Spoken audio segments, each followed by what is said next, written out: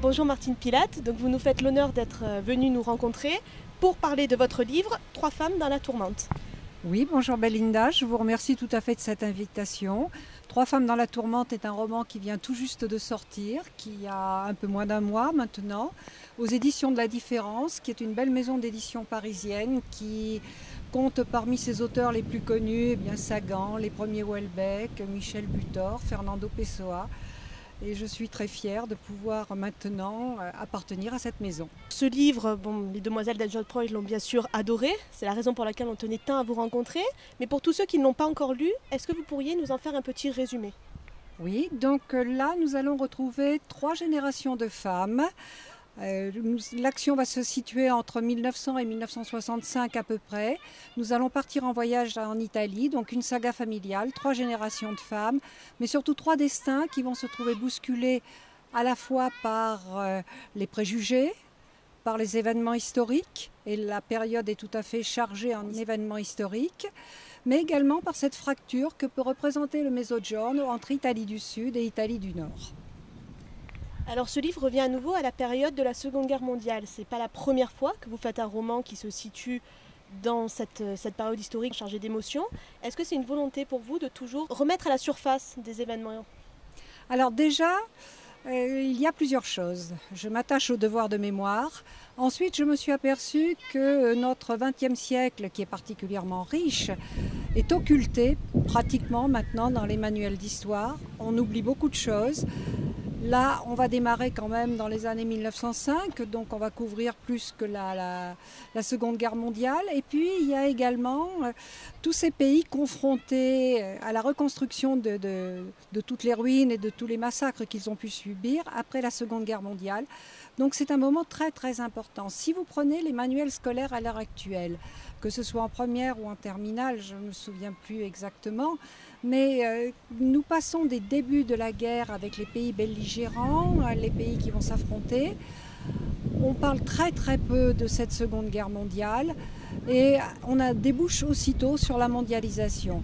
Dans un de mes précédents livres, j'ai évoqué Pierre Mendès France, j'ai évoqué Georges Charpak et je me suis aperçue que pratiquement plus personne de la jeunesse ne les connaissait. Ce sont des gens qui ont marqué notre histoire.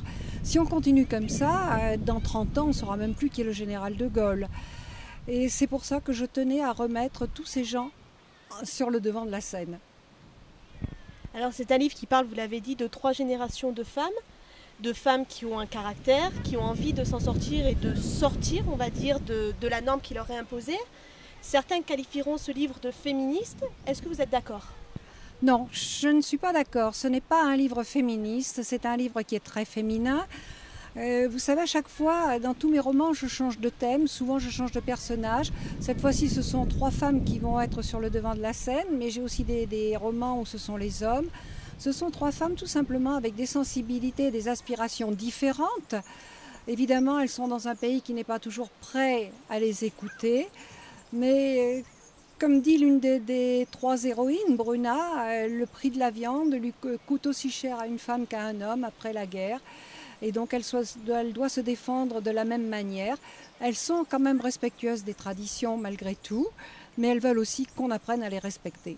A fortiori, c'est en Italie, donc un pays qui est réputé quand même pour avoir une certaine place de l'homme dominante. Pourquoi avoir choisi l'Italie, vous qui avez l'habitude d'écrire sur des petits villages plus locaux ? L'Italie, c'est un pays qui m'est très cher, d'abord parce que j'y ai aussi quelques origines, mais ensuite parce que j'y ai vécu. Et j'y ai vécu assez longuement. Et dans les années 60 et 70, j'ai entendu des histoires mais qui me faisaient bondir au sujet des femmes. Mais il y avait aussi des histoires tristes au sujet des hommes. Et je me suis dit qu'un jour, toutes ces histoires de femmes, il fallait absolument que je les remette sur le devant de la scène. J'ai suivi un procès à l'époque où j'y habitais. C'était une jeune femme sicilienne, ou plutôt de Calabre, une Calabraise, qui avait refusé d'épouser son violeur. Alors évidemment, on violait ces femmes devant témoins pour qu'elles soient obligées d'épouser leur violeur. Elles n'avaient pas le choix. Sans ça, le père avait tout simplement le droit de la tuer, parce qu'il avait perdu son honneur. Et cette femme avait réussi à s'enfuir, et elle était venue à Rome, et ce qui lui a permis de se tirer d'affaire, c'est qu'elle a écrit un livre, un best-seller, qui lui a vraiment sauvé la vie parce qu'on n'a plus osé toucher à elle. Et ça se passait dans les années 60-70, vous voyez, donc c'est quelque chose qui est tout à fait récent. Par contre, contrairement à ce qui peut parfois surprendre, c'est que le mouvement féministe était par certains côtés plus avancé en Italie que dans tous les autres pays européens. Le féminisme s'est vraiment manifesté assez lourdement, assez fortement même en Italie dans les années 1900. Et le droit de vote, les femmes l'ont eu d'abord en Italie, ensuite en France. D'ailleurs, Mussolini parlait déjà du droit de vote avant la guerre, et il avait conquis beaucoup de femmes, il avait rallié beaucoup de femmes à sa cause justement parce qu'il mettait les femmes en avant. Après, il s'est bien rattrapé et elles ont bien reperdu du chemin avec lui. Alors, comme toujours dans votre livre, c'est presque une phrase qui m'attire l'attention et qui me fait réfléchir, et je pense que c'est aussi le but de vos livres, c'est faire réfléchir. Et alors, je vais me permettre de la citer. C'est donc l'institutrice qui va dire « L'enfant nous demande de l'aider à agir seul ». C'est un principe d'éducation que tout le monde n'a pas. Est-ce que c'était important pour vous de toujours faire passer des messages, justement ? Oui, tout à fait. Je crois que le livre est un excellent vecteur, le roman surtout est un excellent vecteur, porteur de messages ou rappel de mémoire. Et c'est vrai que là, nous avons une institutrice. Le regard des enfants sur notre société et surtout la manière dont ils vont s'intégrer à notre société est absolument primordial pour l'avenir. Et je ne crois pas qu'il faille tout balayer devant les enfants, trop les protéger. Il faut les aider à avancer dans le chemin, leur tenir la main, mais pas tout balayer devant eux. Et surtout ne pas les accaparer plus tard. Ils ont besoin de vivre leur vie.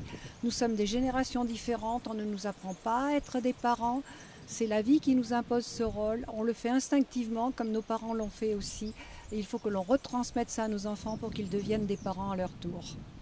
Et vous pensez qu'à l'heure actuelle, c'est un message qui est un peu plus important à transmettre ou... Oui, je crois que c'est un message excessivement important à l'heure où malheureusement, beaucoup de parents abandonnent, baissent les bras parce que déjà la société est très dure. Les enfants sont confrontés à des problèmes de plus en plus durs. En plus de ça, ils ont des moyens visuels, audiovisuels, souvent avec beaucoup de violence.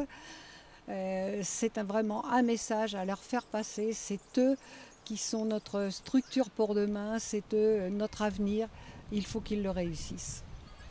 Alors tous ces messages, je suppose que vous avez déjà d'autres livres en préparation, voire préparés. Est-ce qu'il y en aura à nouveau ? Oui, il y en a plusieurs. Il y en a 3 qui sont terminés et un qui est en cours d'écriture. Il y en a un autre, donc il y en a un qui devrait s'appeler Les Roses Sauvages du Maquis. Je n'ose plus donner vraiment de titre puisque celui-ci, Les 3 femmes dans la tourmente, a vu pléiade de titres lui être attribués avant qu'on ne s'arrête sur ce titre-là. Les Roses Sauvages du Maquis, c'est pareil. On va revenir sur toujours cette période de guerre, puisqu'on va démarrer à la fin de la guerre de 40, mais avec un jeune maquisard qui retourne au pays. Mais dans cet ouvrage, je vais surtout parler du camp d'Emile, de Drancy, d'Auschwitz. Ça reste une belle histoire aussi, toujours avec une intrigue, parce qu'il faut toujours dans tous mes romans qu'il y ait une intrigue et que ça se termine bien. Mais il y a ce rappel à l'histoire, et on va se retrouver dans un milieu de rosiéristes. Il y a également Les Bougainvilliers de Casa, qui est une saga familiale au moment du protectorat français au Maroc. Alors là, on va partir 1918 jusque dans les années 1960. Une saga familiale.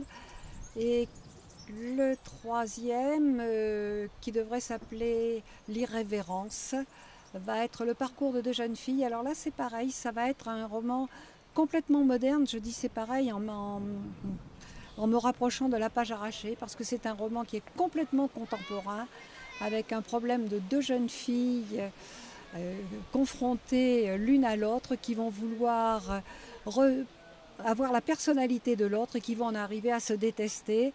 Mais comment il est facile également de déraper, quel que soit le milieu d'où l'on vienne.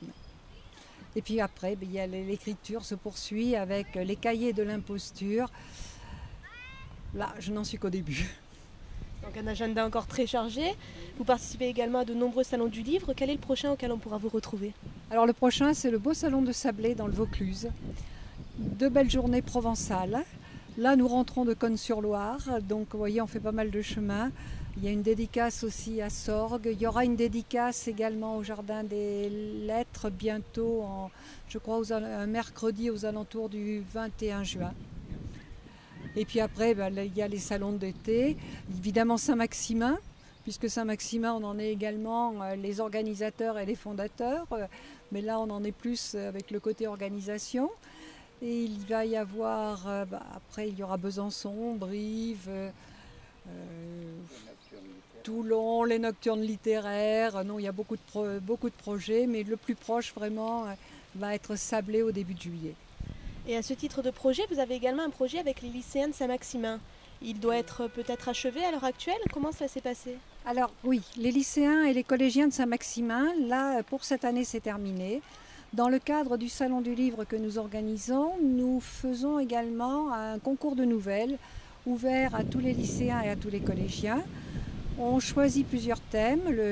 L'association Provence Culture que nous sommes, nous choisissons plusieurs thèmes. On les propose à ces jeunes qui en retiennent deux.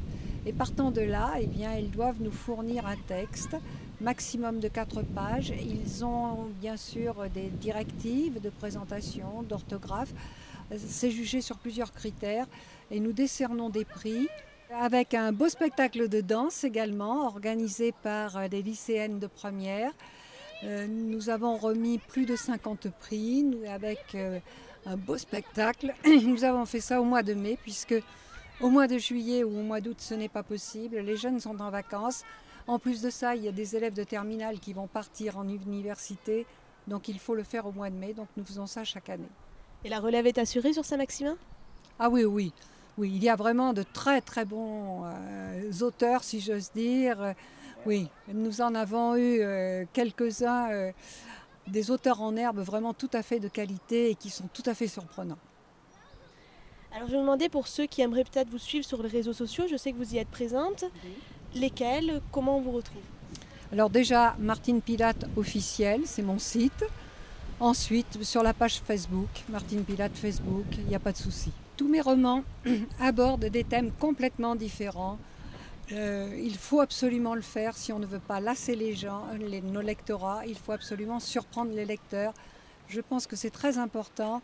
Et surtout, j'ai une fidélité parmi mes lecteurs, mais nous correspondons beaucoup. Nous échangeons des cartes de visite, nous échangeons des petits mots, ne serait-ce que par Facebook. Et c'est vrai que c'est tout à fait agréable de sortir de cet anonymat. Et ça, c'est justement grâce à ces relations Facebook, grâce à ces relations dédicaces et également au travers des salons. Donc vous êtes une auteure très abordable finalement. Complètement, et j'aime ça en plus. J'aime ce contact. Rien n'est plus important qu'un sourire et qu'un regard. On vous en remercie énormément et tant que vous nous avez accordé. C'est moi qui vous remercie infiniment. C'était vraiment très très gentil et j'ai été très heureuse de pouvoir m'exprimer ainsi.